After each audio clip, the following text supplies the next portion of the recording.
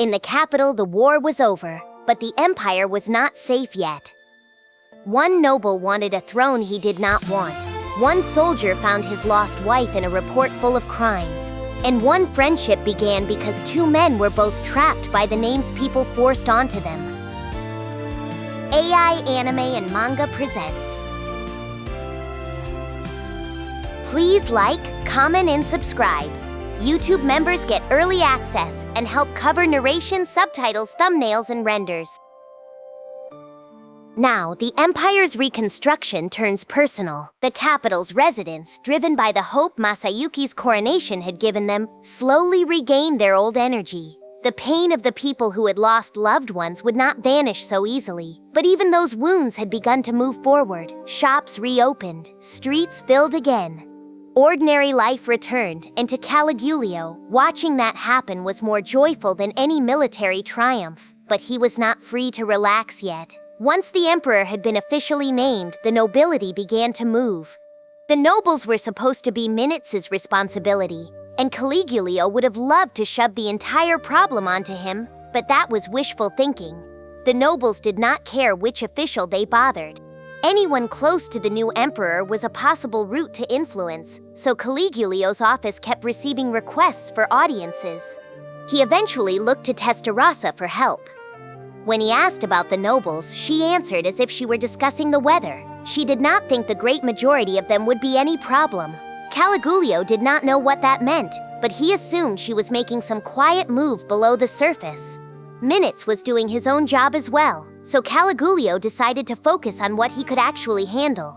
Then, before even a few days had passed, the audience requests began to dwindle.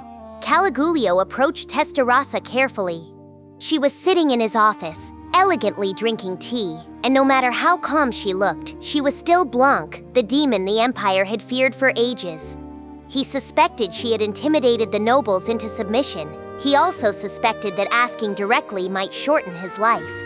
Testarossa noticed the look on his face at once. She told him it was cruel to stare at her as if she had threatened his life. She insisted she had done nothing bad. Caligulio thought with deep caution that all villains probably believed that about themselves. He suddenly felt very small, even in his own office. There was no way he could tell the queen of the underworld that of course he was afraid. So he laughed weakly and said he had no suspicions. He was grateful for her help every day. He was simply curious what sort of method she had used to keep the nobility at bay. Testarossa would have preferred him to worry about his own work, but after a sip of tea and an elegant sigh, she agreed to explain. She began with the conclusion. The nobles were not much of a problem at all. The imperial nobles fell into three broad factions. The first was the military faction centered on the Marquis, who was Minitz's brother. The second was the old money faction, nobles tied closely to the emperor's historical support base. The third was the countryside, or regional, nobles. Caligulio knew that much. The military was the empire's keystone, and countless minor nobles attached themselves to it. The old money faction carried the pride and influence of high rank. The regional nobles were looser and less glamorous, more a collection of people with shared practical needs than a true power block. Testarossa started with the military faction. In her view, Minitz already had them under control. Caligulio objected that Minitz and his brother were not exactly getting along. Testarossa dismissed it. The Marquis was just pouting. He had taken the family title for Minitz, found the burden crushing, and was rebelling while trying to keep his dignity.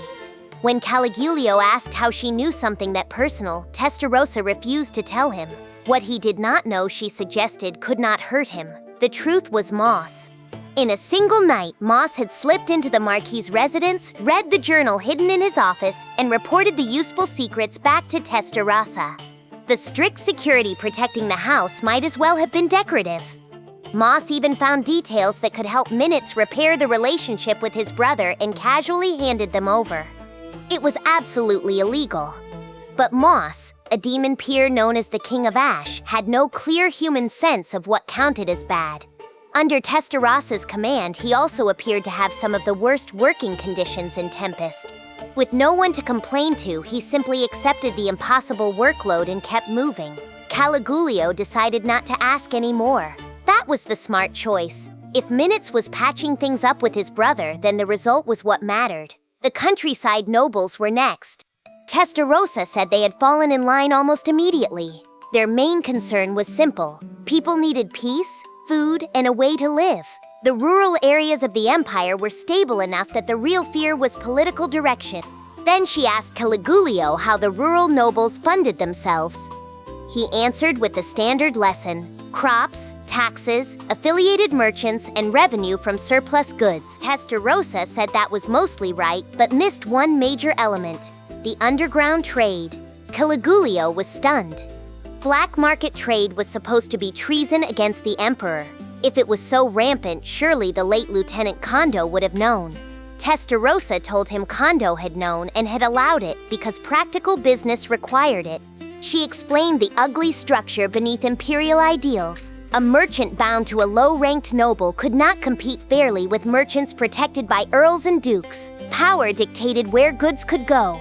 Underground merchants existed because people needed routes outside that system. The Echidna Club, and later the Cerberus Secret Society, had survived because the Empire's official economy left gaps that someone had to fill. Caligulio felt as if a blindfold had been pulled away. Some truths were not comfortable.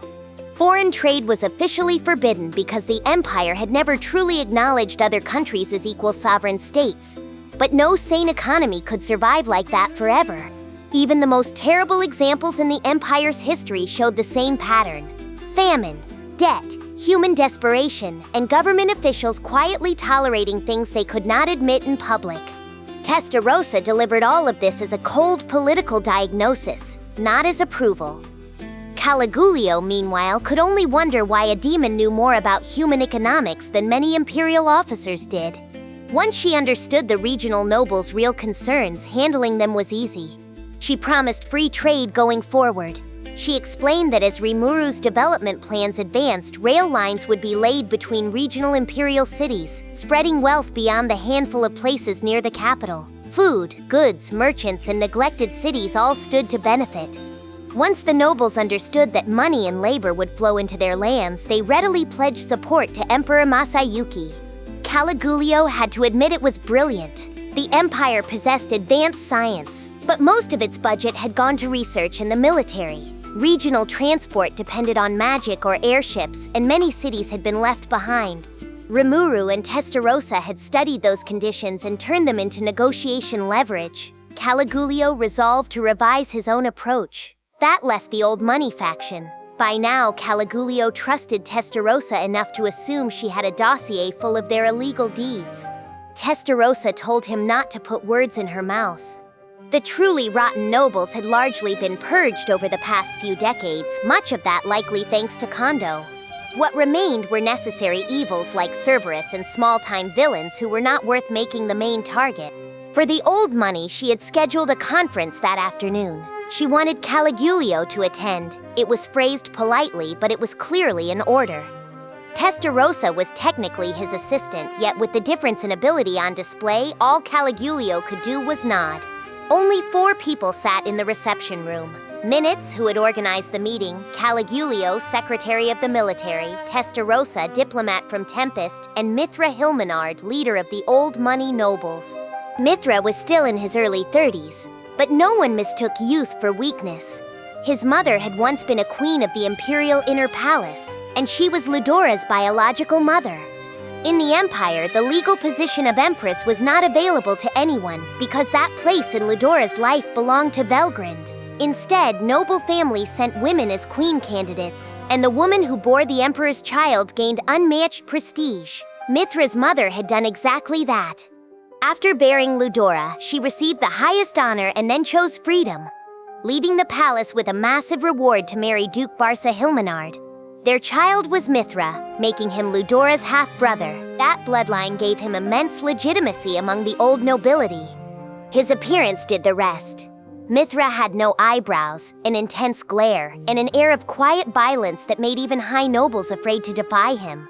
He was not especially tall or physically imposing, and Caligulio could have beaten him in a fight even before awakening, but political survival was not about raw strength. If you rebelled against Mithra, you might lose food, shelter, business, and rank. That made him a monster in a different battlefield. Caligulio took comfort in one fact: Testarossa was scarier. Then the clock struck the appointed time, and Mithra opened by asking why the hooligans attempting to usurp the throne had called him there. Minitz calmly answered that they were following imperial household law and did not want it called usurpation. Mithra shot back that they were getting arrogant because Velgrind was their ally. That was one assumption Minitz could not let pass. Caligulio explained the truth as plainly as possible. Velgrind was not the Empire's ally. She was attached to Emperor Masayuki.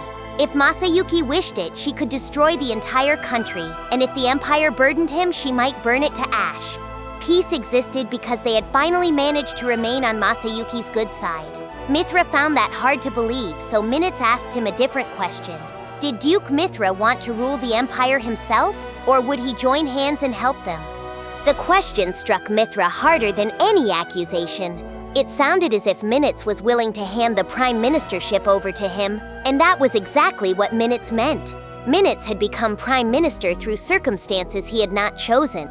If giving authority to Mithra stabilized the empire, he would accept that. Caligulio understood the logic, but he also understood why Minitz's brother resented him. Minitz had an outrageous talent for giving away responsibility when it suited the larger picture. Minitz explained the situation.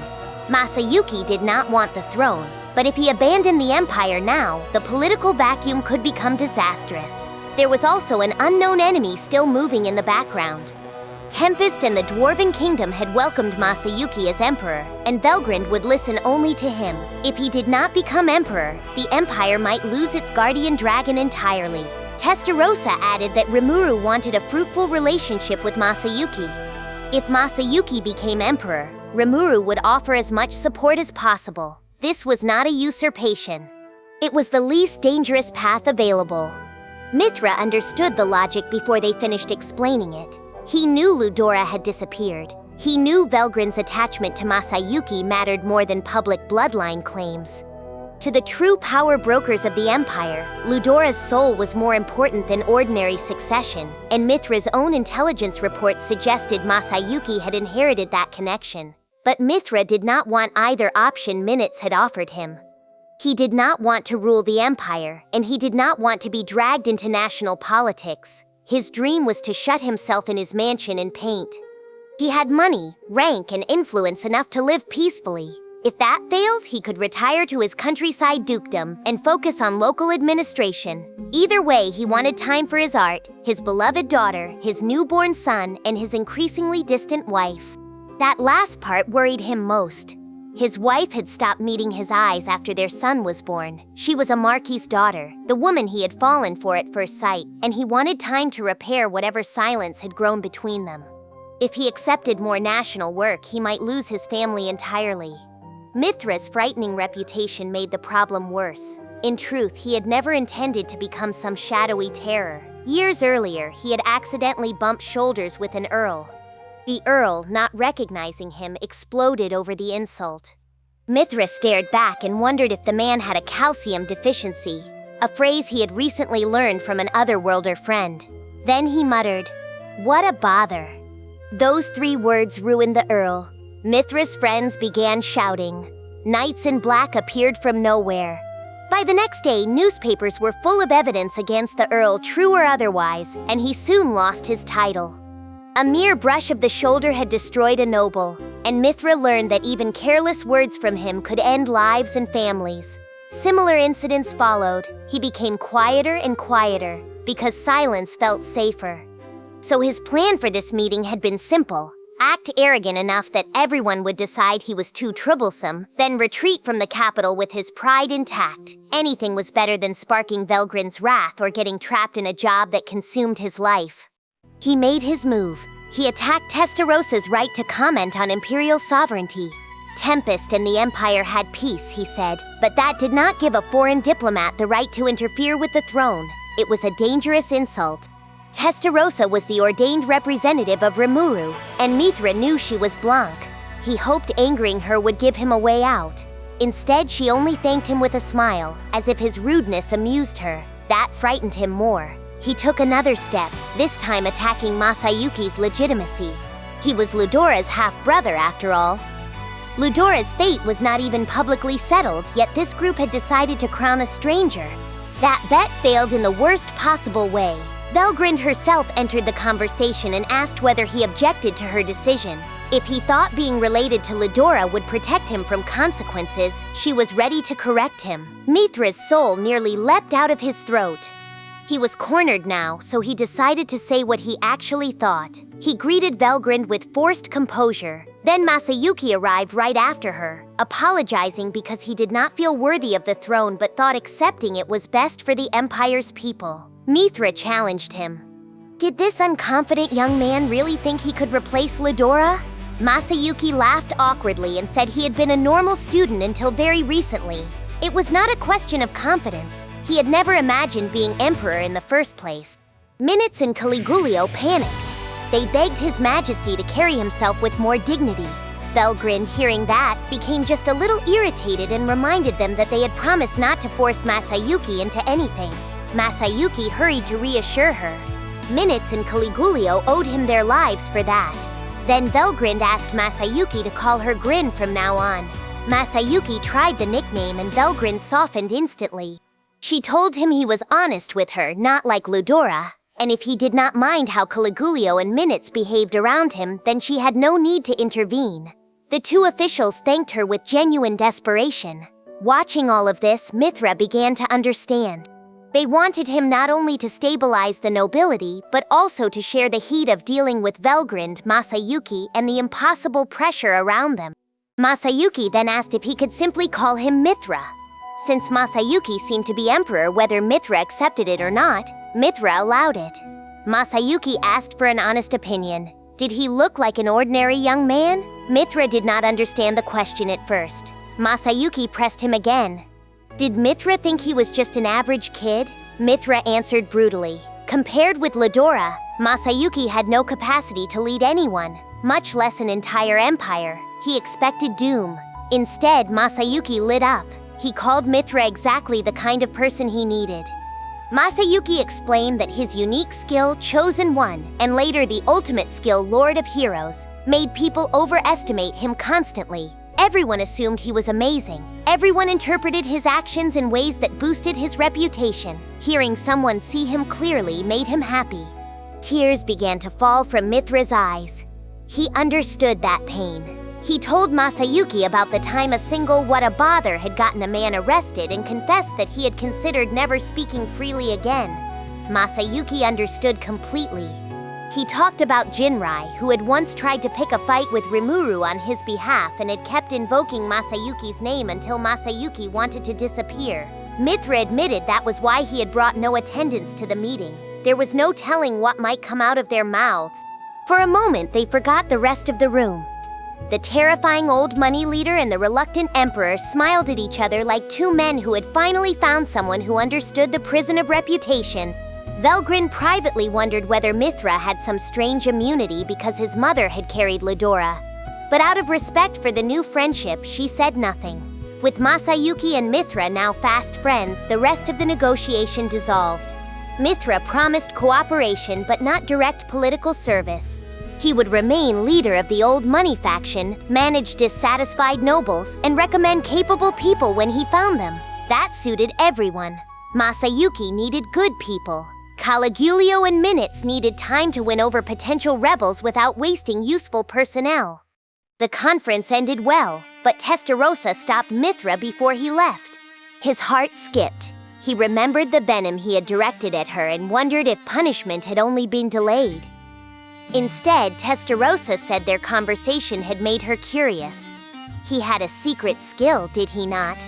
Mithra denied it, but she cut him off. It was unconscious, inherited across generations, probably from his father. Its name was Wicked Scoundrel. Mithra fell silent.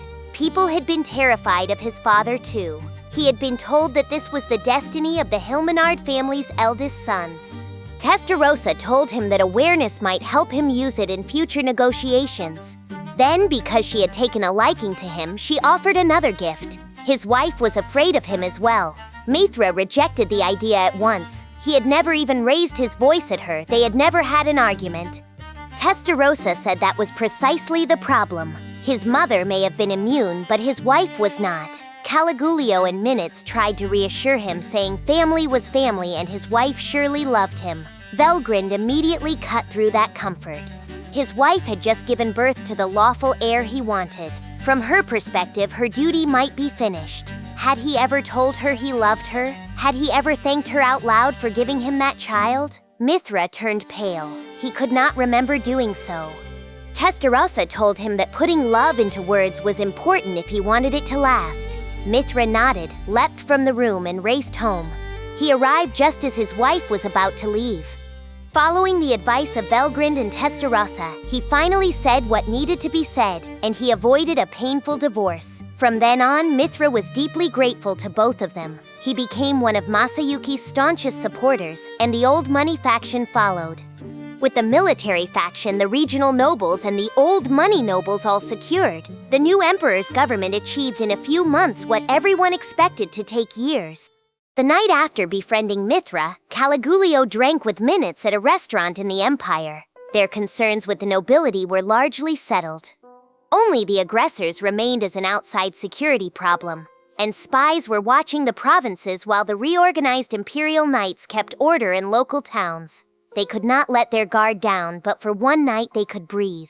Caligulio found himself thinking of Minitz as a true friend now. He had once seen him as a reliable worker, not someone to grow close to, but after everything they had survived, Minitz had become an important war buddy supporting Emperor Masayuki at his side. As the drink settled in, Minitz asked how it felt to have enough power to beat almost anyone. Caligulio thought about it and answered honestly. It felt empty. He had no goals left to reach for. Minitz then gave him a thick envelope. He told Caligulio not to open it there. It contained a report Minitz had gathered years before, something to keep on Caligulio just in case. Minitz did not need it anymore. A few points had bothered him, so he had ordered a little more investigation. The result had surprised him. If Caligulio did not care about his own past, he could burn it without reading it. Then Minitz left without answering any questions. Caligulio was no longer in the mood to drink. He had no family, and while he had done shady things in the past, he did not believe there was anything in that report that could put him in prison. The only possibility that came to mind was his former wife, his past, his revenge. By now, he had the power to crush anyone he wanted, whether an earl or anything else, and that easy power had made him abandon the idea. Maybe, he muttered, it was time to face the past and turn the page. He returned to his office and opened the envelope. The first shock was seeing the name Earl Bulduff and realizing he had almost forgotten the name of his revenge target.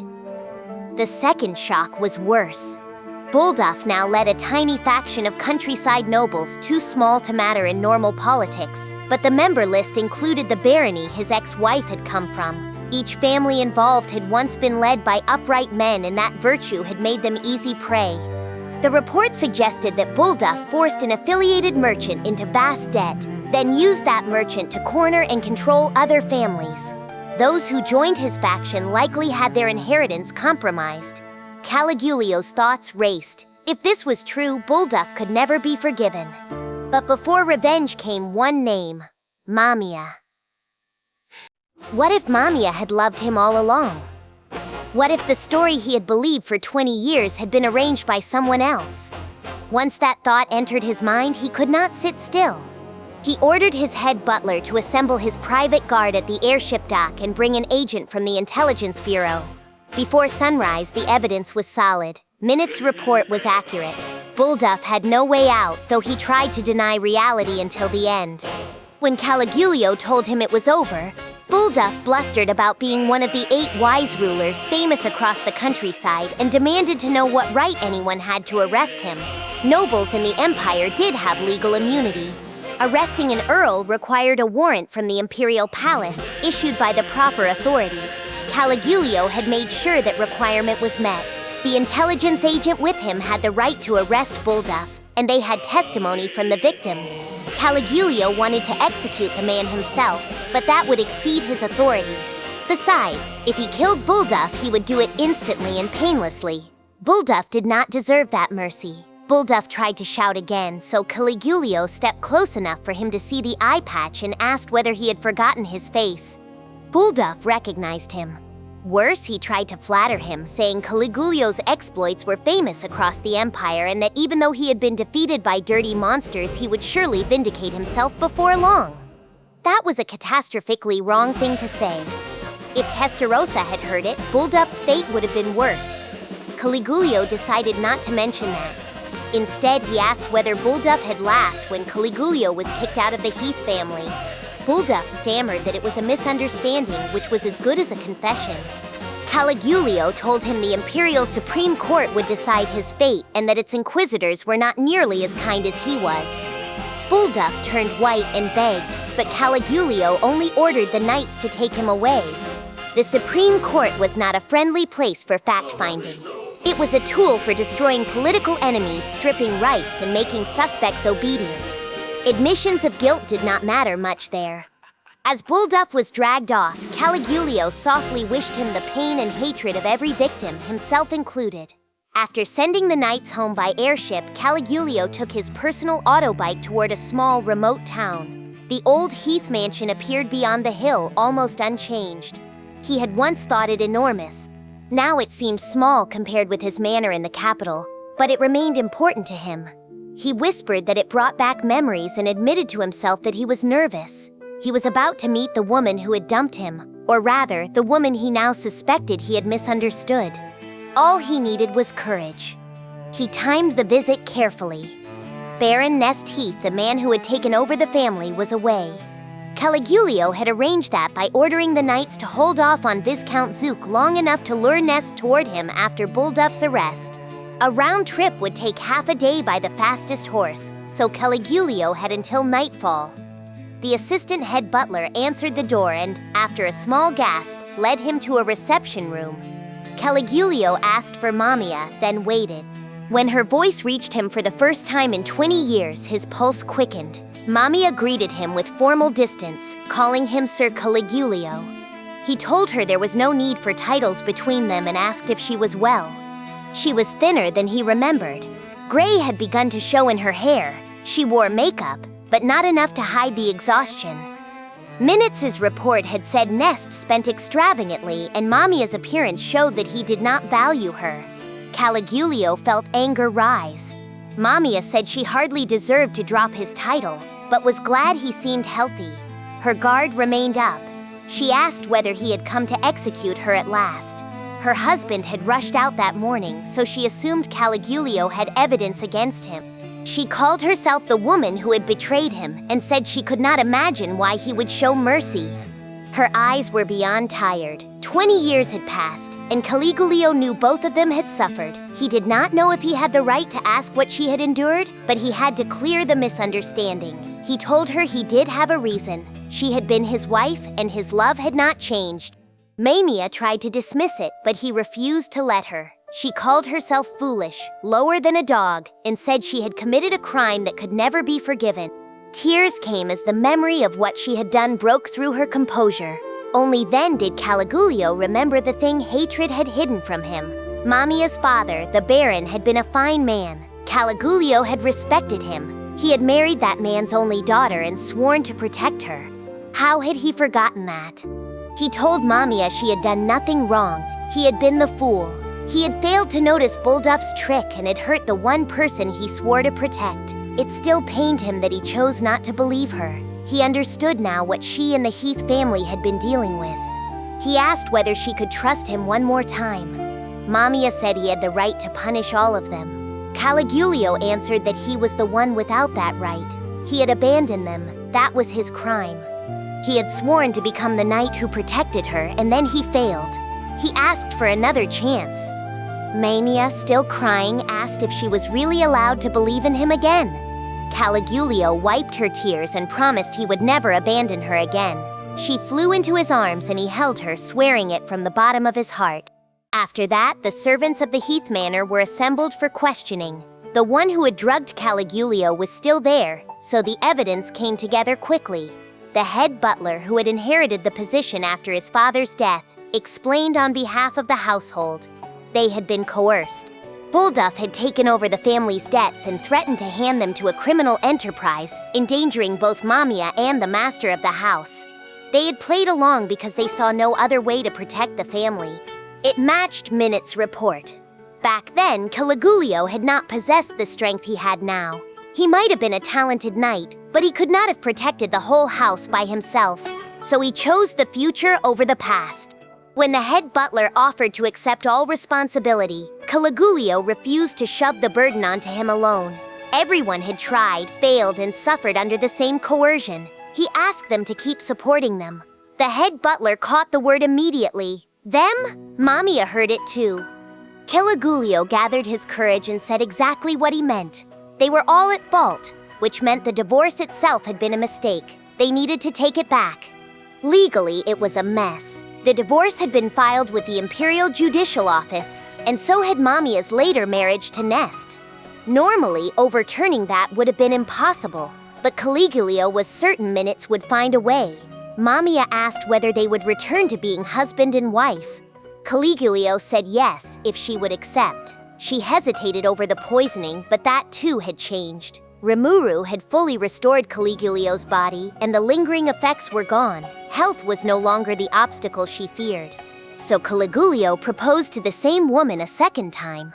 He had never expected to do such a thing, but if he failed here, his life would remain empty. Waiting for her answer made him more nervous than any battlefield. Mamia's eyes began to shine. A smile returned to her face, and with it the beauty the past 20 years had tried to bury. She said she would be glad to.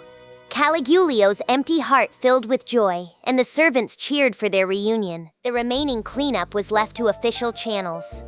Nest's position as Baron of Heath would be erased, which meant he would lose noble immunity and return to being a merchant subject to arrest. His crimes remained his own, and with crimes committed against a noble family, his relatives were likely implicated as well. Viscount Zook would be handled by Caligulio's staff. Caligulio had restored his marriage with Mamia, and he returned to being Baron Heath. Later, Caligulio and Minitz drank again at their usual restaurant in the capital. Minitz congratulated him on his marriage, though Caligulio insisted it was not exactly remarriage. Minitz wished them happiness and reminded Caligulio to be grateful for the paperwork. It had been difficult. Statutes of limitations and existing certificates could have ruined everything, so Minitz had been forced to push hard in places. He told Caligulio to think of it as a wedding present. Caligulio did appreciate it. He also appreciated Mamia so loudly that Minitz soon regretted asking about married life.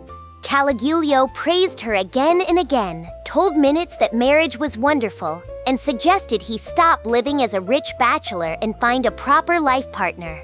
Minitz told him to stop meddling with his private life. Caligulio, very drunk and very happy, started describing how much courage it had taken to say the important words to Mamia. Minitz pointed out that this was the 5th time he had heard that story.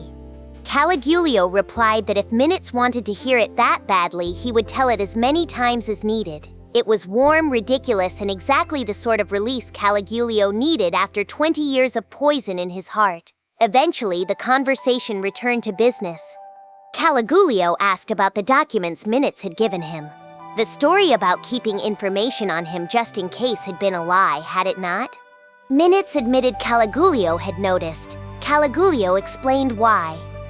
The events were from 20 years ago, and even at the time of Minitz's supposed investigation, they were already more than a decade old. The report had too much private detail. Not even the Imperial Information Bureau could have produced something that thorough on its own.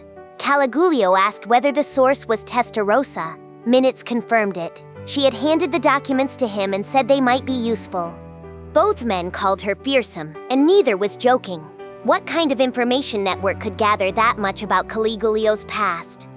This was Blanc, the demon who had menaced the Empire for ages. The story that the Imperial Guard had sealed her away after the Bloody Shore incident felt less believable by the day. Perhaps she had allowed it. Perhaps the sealing had always been doomed to fail. Either way, Testarossa's mind was the truly terrifying part. She could be a thorn even in Velgrin's side despite the enormous difference in raw power. Caligulio warned Minitz that the military outlook was simple. Anyone who tried to take on Testarossa would lose on the strategic front before the battle even began. Minitz already knew. Every future negotiation with her would be an ordeal. And he had to praise Rimuru's insight in making someone like her his chief diplomat.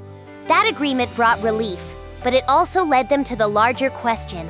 The Empire could maintain cooperation with the Monster Nation while Caligulio and Minitz lived.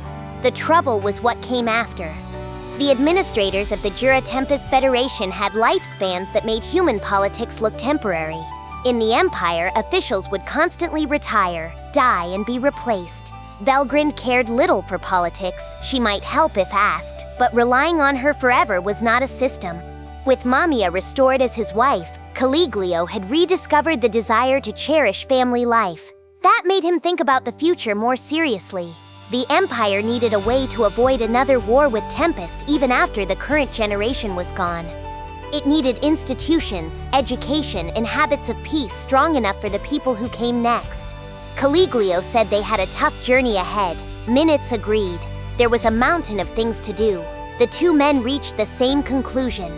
Caligulio smiled and tipped his glass, knowing the work of rebuilding the Empire had only just begun. Route confirmed. The next episode and full playlist are ready. Then don't stop here. Keep watching in story order and subscribe before the next part drops.